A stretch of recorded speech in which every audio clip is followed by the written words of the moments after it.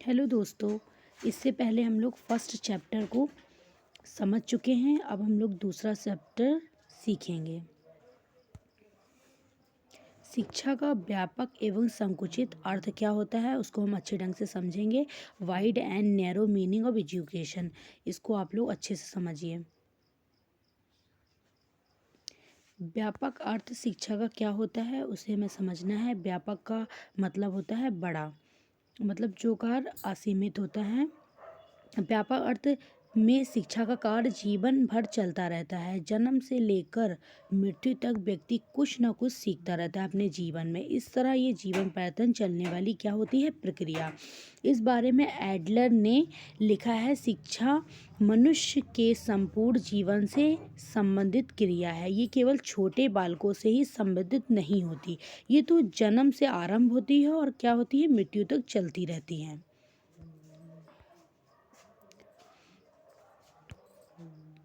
इसी तरह प्रसिद्ध शिक्षार्थी टी रेमोट ने लिखा है, शिक्षा विकास की वह प्रक्रिया है जिसमें मानव की बचपन से प्रौढ़ावस्था तक की अवधि निहित है। ये एक ऐसी प्रक्रिया है जिसमें धीरे धीरे विभिन्न प्रकार से अपने को भौतिक, सामाजिक, आध्यात्मिक वातावरण के अनुकूल बनाता है।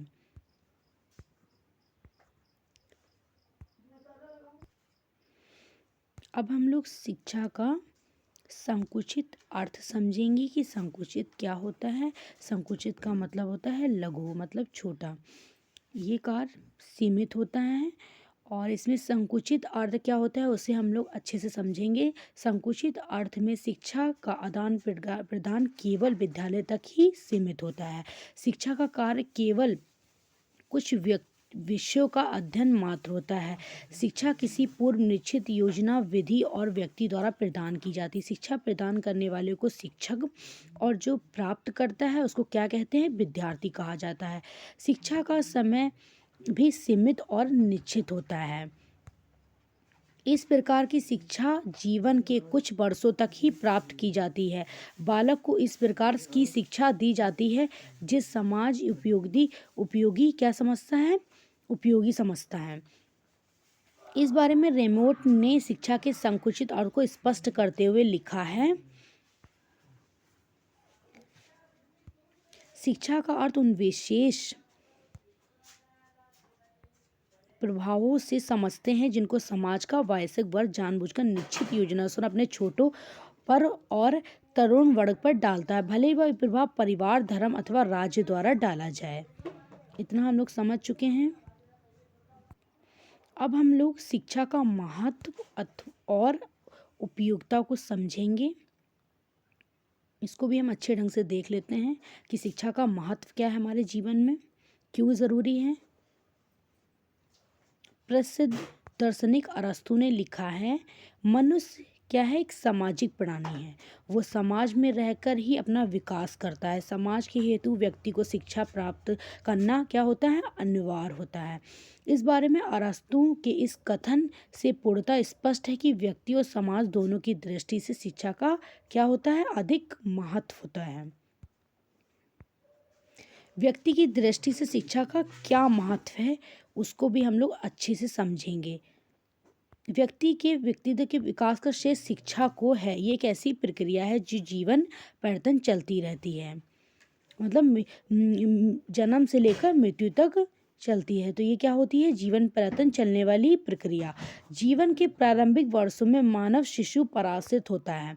उसका समस्त आचरण उसकी जन्मजात प्रवृत्ति द्वारा संचालित होता है, परंतु शिक्षा वह प्रत्यय है जिसकी सहायता से दूसरों पर आश्रित शिशु अपना विकास करते हुए आत्मनिर्भर हो जाता है। शिशु पहले तो किसी और पे मतलब दूसरों पे निर्भर होता है, लेकिन जब धीरे धीरे वो शिक्षित होता है, उसे समाज में रहने का तरीका पता चलता है और अच्छे बुरे का ज्ञान हो जाता है, तो वो अपने ऊपर आत्मनिर्भर हो जाता है। लेकिन जब वो शिक्षित होगा तभी वो अपने आप को संभाल सकता है। वैसे तो शिक्षा मानव की अंतर्निहित शक्तियों का विकास करती है और व्यक्ति का समाजोपयोगी दिशाओं में मार्ग कर्तीकरण करती है। शिक्षा के अभाव में व्यक्ति खान के निकले हुए एक संगमरमर की टुकड़े की भांति है। जिस तरह संगमरमर का कोई टुकड़ा किसी कलाकार के हाथ में पड़कर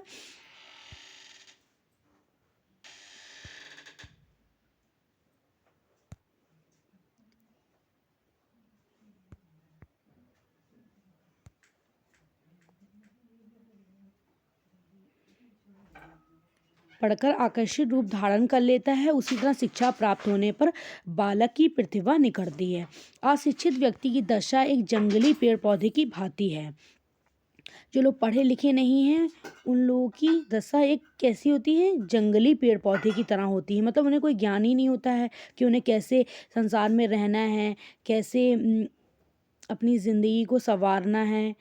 उन्हें मतलब कुछ पता ही नहीं होता है।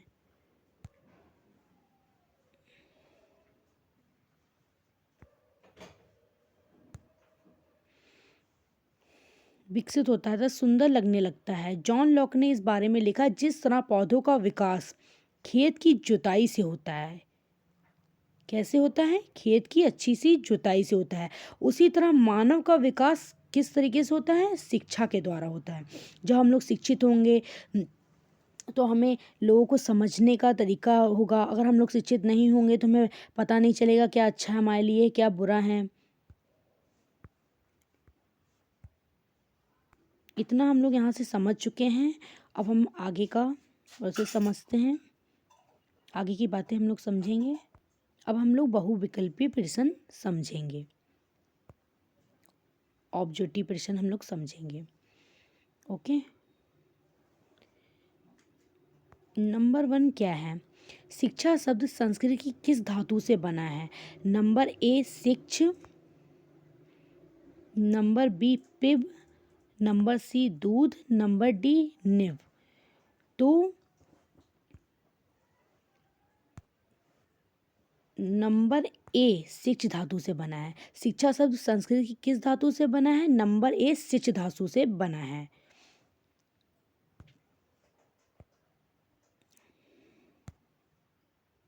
अब हम सेकंड समझेंगे। शिक्षा शब्द का अर्थ है नंबर ए ज्ञान को प्रकाश में लाना, नंबर बी अंतर्निहित शक्तियों का सर्वांगीण विकास करना, नंबर सी ज्ञान की वृद्धि करना, नंबर डी ज्ञान को बाहर से भीतर को ले जाना। तो नंबर 2 का क्या आंसर होगा? नंबर बी अंतर्निहित शक्तियों का सर्वांगीण विकास करना। शिक्षा का अर्थ है अंतर्निहित शक्तियों का सर्वांगीण विकास करना। अब हम लोग नंबर 3 क्वेश्चन समझेंगे। शिक्षा का मुख्य अंग कौन है? तो हमारे पास 4 ऑप्शन इसमें दिए हुए हैं, पहले की जैसे, उसे भी हम लोग समझेंगे। नंबर ए है विद्यालय, नंबर बी है विद्यार्थी, नंबर सी है खेल का मैदान, नंबर डी श्यामपट्ट। तो शिक्षा का मुख्य अंग कौन है? नंबर बी विद्यार्थी। शिक्षा का मुख्य अंग कौन है? विद्यार्थी। अब हम लोग नंबर 4 समझेंगे। शिक्षा ही जीवन ही शिक्षा है, ये कथन किसका है? मतलब ये किसने कहा है जीवन ही शिक्षा है? Number A John Dewey, number B Rousseau, number C Milton, number D James. तो क्या है? जीवन ही शिक्षा, ये कथन किसका है? ये कथन रूसो ने लिखा है। ओके, अब हम लोग नंबर 5 समझेंगे।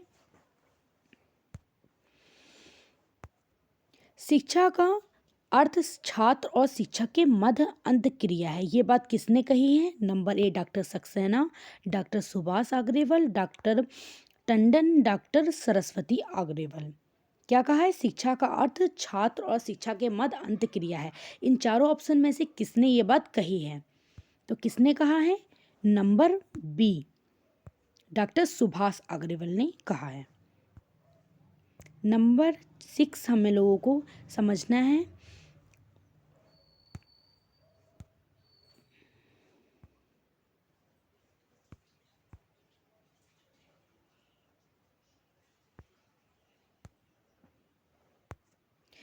स्वस्थ शरीर में स्वस्थ मन का निर्माण ही शिक्षा है, ये कथन किसका है? Number A Pestalozzi, number B Raymont, number C Plato, number D अरस्तु। क्या कहा गया है? स्वस्थ शरीर में स्वस्थ मन का निर्माण ही शिक्षा है, ये कथन किसने लिखा है? चारों ऑप्शन में से हमें उसे समझना है। किसने लिखा है? नंबर डी अरस्तु ने। समझ में आया? ओके। अब हमें नंबर 7 क्वेश्चन को समझना है। ये हम लोग आप लोगों को बहुविकल्पी प्रश्न हम बता रहे हैं आप लोगों को, तो उसे अच्छे से आप लोग देख लीजिए, उसे समझिए। नंबर सी, ये किसने कहा था कि शिक्षा एक द्विमुखी प्रक्रिया है? किसने कहा था? नंबर ए एडम्स ने, नंबर सी प्लेटो ने, नंबर बी रास ने, नंबर डी मिलिन ने।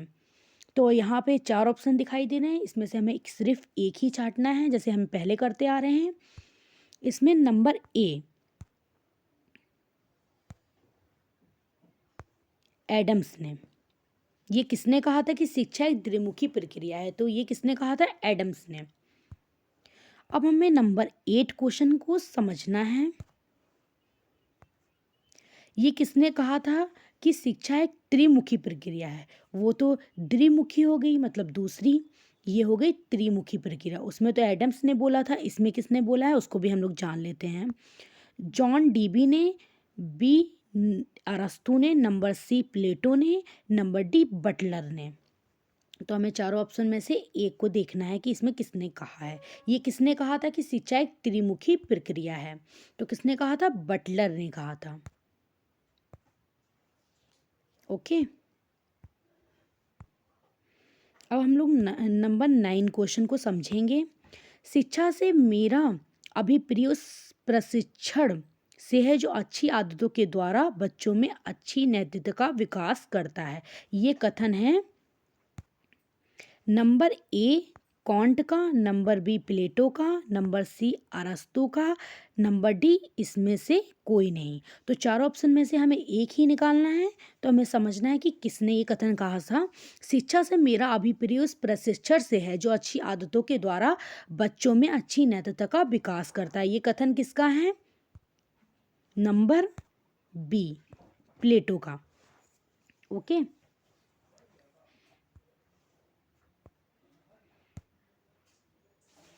अब हमें क्वेश्चन 10 समझना है। ये किसने कहा था कि शिक्षा से मेरा तात्पर्य बालक तथा मनुष्य के शरीर, मन तथा आत्मा से निहित सर्वोत्तम का सर्वांगीण विकास करना है? तो नंबर ए रविन्द्रनाथ टैगोर ने, नंबर बी महात्मा गांधी ने, नंबर सी अरविंद ने, नंबर डी विवेकानंद ने। तो क्या इसमें कह रहा है ये किसने कहा था कि शिक्षा से मेरा तात्पर्य बालक तथा मनुष्य के शरीर, मन तथा आत्मा में निहित सर्वोत्तम का सर्वांगीण विकास करना है? तो इसमें किसने कहा था? चारों ऑप्शन में से रविन्द्रनाथ टैगोर, अरविंद, महात्मा गांधी, विवेकानंद। नंबर बी महात्मा गांधी ने ये कहा था। ओके। अब हमें नंबर 11 समझना है। जीवन निर्माण मनुष्य एवं चरित्र निर्माण शिक्षा के द्वारा ही होता है। उक्त शब्द किस संत ने अपने प्रवचन में व्यक्त किए हैं?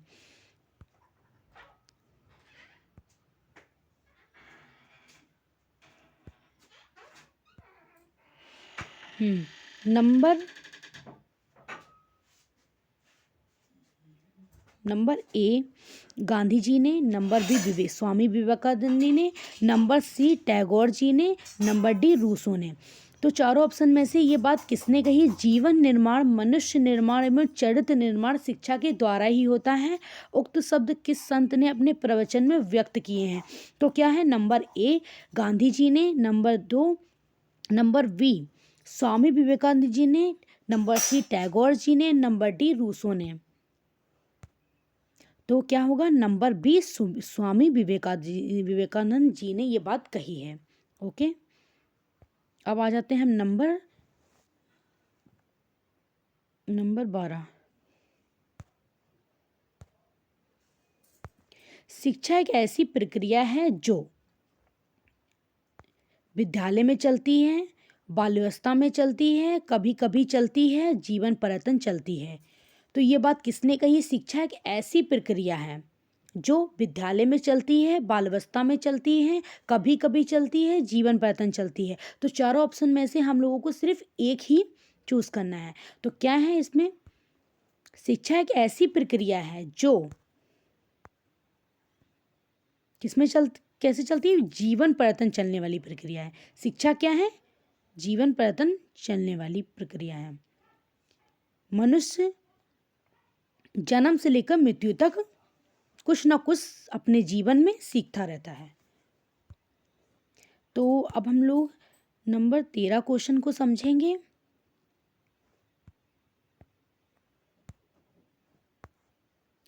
शिक्षा को मनुष्य और समाज का निर्माण करना चाहिए, ये परिभाषा किसने दी है? नंबर 1 गांधी जी ने, नंबर बी डॉक्टर राधाकृष्ण ने, नंबर सी विवेकानंद ने, नंबर डी टैगोर ने। तो क्या है? शिक्षा को मनुष्य और समाज का निर्माण करना चाहिए, ये परिभाषा दी है, किसने दी है? तो 4 ऑप्शन है हम लोग के पास। तो किसने दिए? नंबर बी डॉक्टर राधाकृष्ण ने। ओके।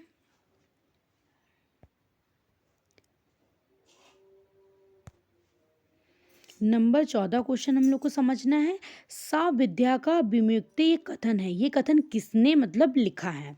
तो नंबर ए रामानुज का, नंबर बी शंकर का, नंबर सी अरविंद का, नंबर डी गांधी का।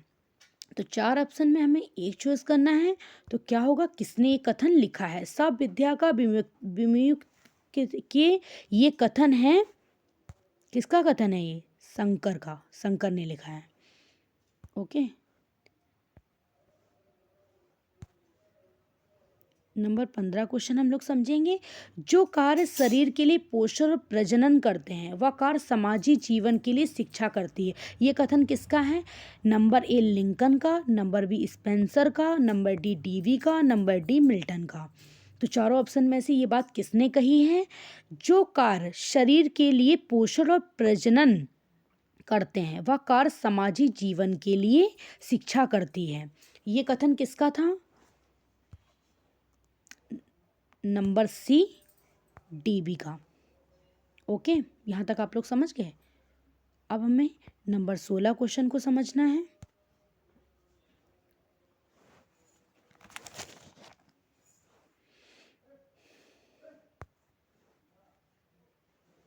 राष्ट्र जीवन में शिक्षा का प्रमुख कार्य क्या है? राष्ट्र विकास, नंबर बी राष्ट्र एकता, नंबर सी योग्य नागरिकों का निर्माण, उपरोक्त सभी। तो यहाँ पे 4 ऑप्शन दिए गए। राष्ट्र जीवन में शिक्षा का प्रमुख कार्य क्या है? तो क्या कार्य है? चारों ऑप्शन में हम लोग देख लेते हैं। नंबर डी उपरोक्त सभी, मतलब हमारे लिए जीवन में सारे कार्य जरूरी। राष्ट्र विकास, राष्ट्र एकता, योग्य नागरिकों का निर्माण। आज हम लोग इतना समझ चुके हैं, ये चैप्टर यहाँ से ख़त्म होता है। आगे का चैप्टर हम लोग आप लोगों को बाद में सिखाएंगे। सेकंड चैप्टर यहाँ से ख़त्म होता है। और आप लोग हमारे इस वीडियो को लाइक करें, सब्सक्राइब करें और हमारे चैनल को सब्सक्राइब करें और शेयर करें। Thank you, bye.